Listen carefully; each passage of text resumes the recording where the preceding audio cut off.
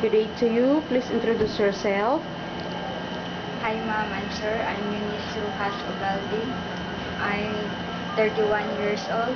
I'm married and Do you have children? yes, girl and boy. Okay, so have you ever experienced working as a domestic helper before? Yes, in Abu Dhabi. And Okay, so did you take care of the children? yes, 9 months twin, both girl. Okay, so aside from taking care of the child, did you look after also the elderly? Yes, I know how to cook and cleaning, make iron. Did you do also car washing? Yes, Okay, so what is your main reason why you want to work in Hong Kong?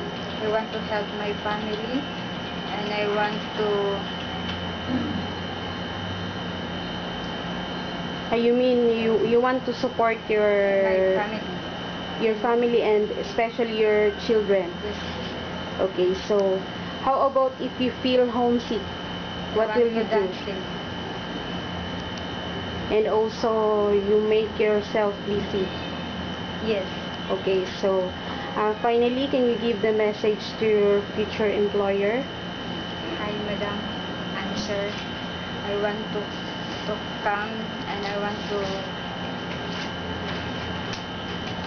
work and I want to help my family.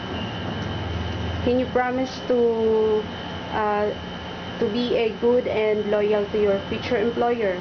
Yes.